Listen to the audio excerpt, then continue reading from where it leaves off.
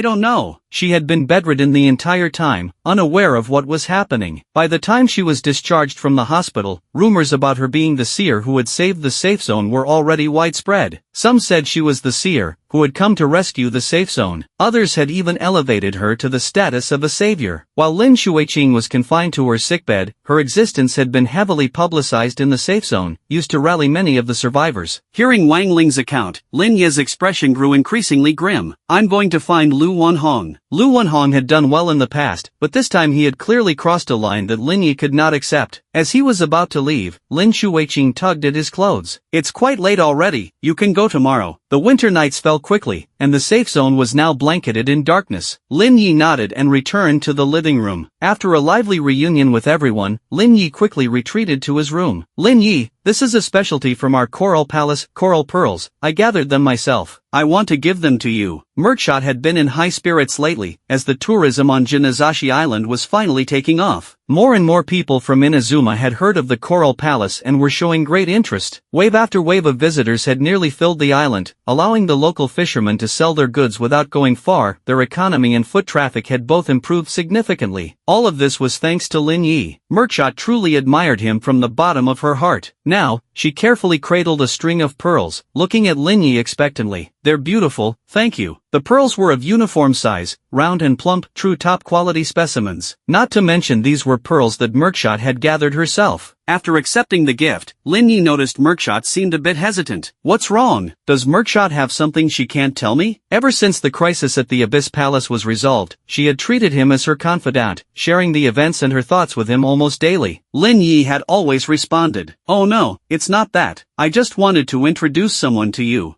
With your vast connections, you must have heard of her too? Merkshot shook her head, then after a moment's pause, gave her answer. Her name is Nagano Soyamiya, the owner of Nagano Fireworks Shop. She's a very enthusiastic and lively young lady. Merkshot knows Soyamiya? That's quite surprising, as the two seem quite unrelated. Sensing Lin Ye's surprise, Merkshot quickly explained. You see, Eightfold Makashi-sama suggested that if I want to develop the tourism industry, it would be best to have fireworks displays every night, to give the visitors a wonderful finishing touch to their experience. I agree, and naturally the biggest fireworks distributor is Miss Soyamiya. The only issue is that Soyamiya is on the mainland, quite far from me, so... Merkshot smiled sheepishly. So you're hoping I can help, right? Lin Yi guessed her intention, and seeing Merkshot nod, he snapped his fingers. Consider it done. When did you want to discuss this with her? Today, or can it wait a bit? On his way back, Lin Yi had already used up all his raw stones on a certain project. If he needed to do more gacha pulls now, he'd have to rely on elemental cores. No rush, just let me know whenever you have the time. Merkshot hurriedly shook her head. She had already asked Lin Yi to take on so much, how could she still demand his time? No need, I'll let you know when the time comes. Lin Yi shook his head. This wasn't a problem for him, after all, he couldn't absorb the crystal nucleus either. Seeing Coral Palace's high leave, he opened Ying's chat interface. Lin Yi, Ying, do you have time now? His message had just been sent when Ying's figure appeared in front of him. What's wrong? Ying was very familiar with this room, just a glance and he knew Lin Yi had returned home. I have a gift I want to give you. Can you close your eyes? Today is the 24th of the last month, and it's also their local New Year's Eve. Ying didn't understand why she needed to close her eyes, but she still complied with Lin Yi's wishes. Lin Yi heaved a sigh of relief. If Ying had been watching him the whole time, he would have been too embarrassed to take out this gift. This gift was originally meant to be given to you during the new year, but I couldn't bear to make you wait too long. Since the apocalypse, it's been you by my side, giving me strength and help. If it weren't for you, I'd probably have been torn apart by the zombies long ago. Lin Yi chuckled self-deprecatingly. I'm very grateful to you. Your martial arts skills are the best in my heart on the continent of Teyvat, but I've always made you follow me using the Chinkuan spear, which is really embarrassing. This is the gift I'm giving you. I hope you won't think it's too late. Ying slowly opened her eyes and saw the Harvester of Tempest before her, somewhat surprised. Where did you get this from? She knew that every time Lin Yi wanted to summon a character from the Teyvat continent, he had to pay an enormous price, let alone this weapon. Don't worry about that, do you like it? Lin Yi shook his head. Those experiences of fighting zombies were boring, and he didn't want to tell Ying about them either. He just hoped that Ying would like the gift he had prepared for her. I like it, thank you. Ying nodded and put away the Harvester of Tempest in front of her. Although she could use other weapons as well, this one suited her heart the most. Seeing this, Lin Yi showed a satisfied smile. As long as Ying liked it, that was the best outcome. It was also not in vain that he had expended so much effort to pull this signature weapon. For this, he had also obtained a primordial jade wing spear and a sky-piercing spear, almost exhausting his family's wealth. But fortunately, he was not disappointed. He had tested it before, and the 7 gods had no perception of these weapon pools. That meant he couldn't cheat the weapon pools in any way. Therefore, the weapon he had pulled after multiple attempts was even more precious to him. Lin Yi thought that he probably wouldn't go through the trouble of pulling these weapons for anyone else again. Oh, there's one more thing. After bringing up this topic, he smiled. Wasn't it the case that Coral Palace's High had made a request after giving him a gift? Now he was doing the same to Ying. He originally didn't plan to mention it, but faced with Ying's puzzled gaze, he still told her Coral Palace High's request. Merkshot? Sure, you can summon her now. Ying nodded and readily agreed to the proposal. But won't that mean you have to go back to the Teyvat continent? So far, whenever Lin Yi performed a summoning, the deities of the various nations would return to their original places and thus control the gacha results. No need. Ying shook her head, saying it very casually. It's a small matter. So Ying's strength is also growing along with Zhenli's, is it? Lin Yi realized this and couldn't help but feel somewhat happy. As long as he could be of help to them, that would be great. Following Ying's prompting, he proceeded with the summoning. With a flash of golden light, a girl carrying sparklers and crackling fireworks appeared before them. Ah, I was just setting off some fireworks. Oh my, the Raiden Shogun. Merkshot thought she was being summoned by someone from the Tenryou Commission, so when she looked up and saw the person in front of her, she got quite a shock. I swear I really wasn't setting off fireworks in Inazuma City. Surely I don't deserve to be personally punished by the great Raiden Shogun, do I? Faced with the Raiden Shogun, Merkshot stuck out her tongue and looked over at Lin Yi. Hey mister, were you caught setting off fireworks too? He has something to discuss with you. Ying didn't pay much attention to what Merkshot was saying, she just glanced at Lin Yi. Lin Yi cleared his throat. There is a lady here who wishes to speak with you. Coral Palace's High had just returned, and was called out again. Seeing Merkshot before her, she was greatly surprised. No way? That was so fast. She had thought it would take at least 3 to 5 days, but counting the time, it hadn't even been 10 minutes, had it? Lin Yi really is efficient. Hello, I'm the owner of the Nagano Fireworks Shop. My name is Merkshot. Can I call you High? Merkshot enthusiastically reached out her hand to Coral Palace's High, recognizing her identity at first sight. You know me? Coral Palace's High was taken aback. Merkshot had only heard about Miss Merkshot from others, so how did Merkshot know about Coral Palace's High? Of course, the Sea Drifting Island has been quite popular lately, so I took the opportunity to travel there as well. The last time I went, I first called out to you when you were surrounded by a group of people, but you didn't notice me. But I saw you, you're really beautiful, and also the leader of the Sea Drifting Island, amazing. Merkshot gave a big thumbs up, matching her radiant smile. Coral Palace's High was a bit embarrassed by her praise and lowered her head. I'm really not that amazing. So High, what did you want to discuss with me? Could it be that you want to collaborate with my fireworks shop? I love people who love fireworks the most, and I'm guessing High, you're one of them, right? Not many people have business with Merkshot, let alone the recently famous Coral Palace's High, so her intentions were easy to guess. Yes, I wanted to discuss this with you. Coral Palace's High nodded. Talking to Merkshot was really comfortable, she always maintained a radiant smile, and was also very smart, so many things didn't need much explanation. As the two women went to discuss matters, Lin Yi was about to say a few more words to Ying when he realized she had left at some point. Ying,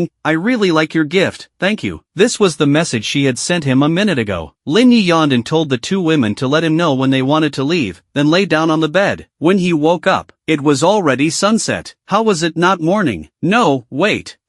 Lin Yi? My name is actually Lin Kong. Ah, so it was just a dream. I don't know if it was a nightmare or a pleasant dream. Crap, this is bad. Ying has her audition today. I need to hurry and go pick up the kid from school. Damn, he didn't want to get hit by the unexpected because of his daughter's crying. Lin Yi, although it was just a dream. But the story of Lin Kong continues.